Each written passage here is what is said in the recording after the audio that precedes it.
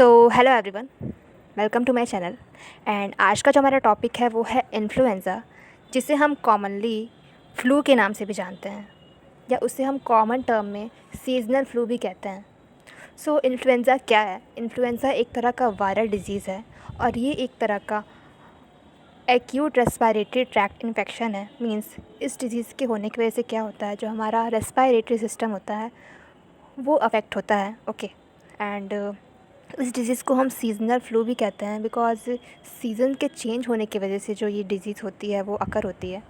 सो season के change होने की वजह से जो सिम्टम्स आते हैं like fever, high fever, cough and fatigue, ये सारे जो सिम्टम्स आते हैं ऐसे सीज़न के चेंज होने की वजह से अगर आते हैं तो उस डिज़ीज़ में जो कंडीशन डेवलप होती है उसे हम इन्फ्लुएंज़ा कहते हैं। एंड इसी वजह से जो इस डिज़ीज़ का नाम जो पड़ा वो सीज़नल फ्लू भी पड़ गया। ओके। सो ये था इन्फ्लुएंज़ा का इंट्रोडक्शन। एंड अब हम लोग पढ़ लेते हैं इन्फ्लुएंज़ा के डेफिनेशन के बारे में। ओके। सो चलिए स्टार्ट करते हैं। So influenza, also referred as flu, is an infectious viral disease caused by RNA virus of family Orthomyxoviridae. Okay. So influenza क्या है? इन्फ्लुएंज़ा, जिसे हम फ्लू के भी नाम से जानते हैं, ये एक तरह की इन्फेक्शियस डिजीज़ है, एक तरह का वायरल डिजीज़ है जो कि एक इन्फ्लुएंज़ा वायरस से कॉज होता है। एंड ये जो इन्फ्लुएंज़ा वायरस होता है वो बिलोंग करता है आरएनए फैमिली से। मींस आरएनए वायरस से वो बिलोंग करता है। मींस जो वायरस होते हैं इसके दो टाइप्स होते हैं, डीएनए वायरस और आरएनए वायरस। तो जो इन्फ्लुएंज़ा वायरस होता है वो आरएनए वायरस की ग्रुप से बिलोंग करता है। एंड जो इसकी फैमिली है वो है ऑर्थोमिक्सोविरिडी। ओके।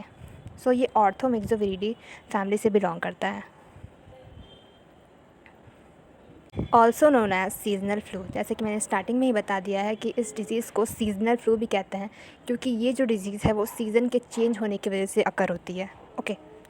सो ये था इन्फ्लुएंज़ा का इंट्रोडक्शन। तो अब हम लोग जान लेते हैं इसके ट्रांसमिशन के बारे में। लाइक ये एक पर्सन से दूसरे पर्सन में कैसे ट्रांसमिट होता है, कैसे फैलता है, एक इन्फेक्टेड पर्सन से एक हेल्दी पर्सन में कैसे जाता है।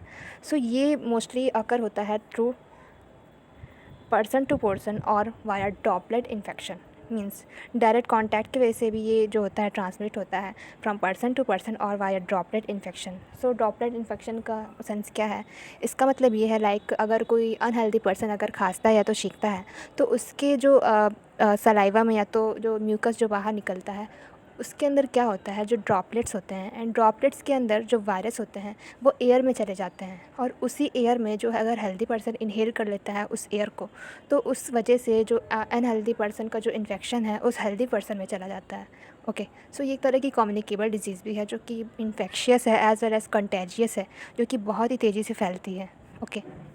सो ये था इसका सो अब हम लोग जान लेते हैं इस डिज़ीज़ की इंक्यूबेशन पीरियड के बारे में। सो इंक्यूबेशन पीरियड क्या होता है? सो इंक्यूबेशन पीरियड वो होता है लाइक अगर कोई माइक्रो ऑर्गेनिज्म हमारे बॉडी में एंट्री करता है सो उस एंट्री की डे से लेकर जो अब हमारे वो बॉडी में अपना साइन सिम्टम शो करता है उस पर्टिकुलर ड्यूरेशन को हम इंक्यूबेशन पीरियड कहते हैं। ओके।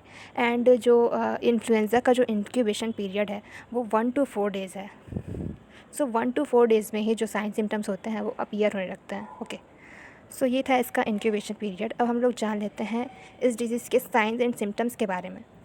सो इसके जो साइन सिम्टम्स होते हैं वो मोस्टली कॉमन कोल्ड से बहुत ज़्यादा वेरी करते हैं, लाइक डिस्टिंग्विश भी करते हैं और कुछ कुछ सेम भी होते हैं। इसके जो साइन सिम्टम्स वो कॉमन कोल्ड जैसे ही होते हैं, बट जो इसके साइन सिम्टम्स होते हैं वो कई दिन तक रहते हैं और कई सीवियर फॉर्म में अकर होते हैं। ओके। सो जो फ़ीवर इसमें होता है बहुत ही हाई फ़ीवर होता है, एज़ वेल एज़ पेशेंट को चिल्स भी होती है, लाइक उसको कपकपी भी होती है और उसके साथ साथ उस पेशेंट को हेडेक भी होता है और माइल्जिया भी होता है। माइल्जिया का मतलब होता है muscle pain. Okay. Muscle pain को माइल्जिया भी कहते हैं। ओके।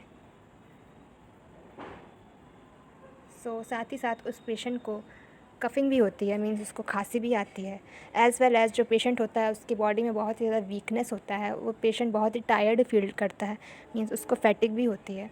सो ये थे इसके साइंस एंड सिम्टम्स जिसके थ्रू हम जान लेंगे कि उस पर्सन को इन्फ्लुएंज़ा हुआ है या नहीं।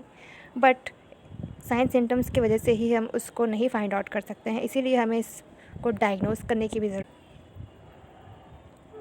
सो अब हम लोग जान लेते हैं इस डिज़ीज़ की डायग्नोसिस के बारे में, लाइक इस डिज़ीज़ को हम कैसे फाइंड आउट करेंगे, लाइक इस डिज़ीज़ को हम डायग्नोस कैसे करेंगे, हम उसके बारे में जान लेते हैं।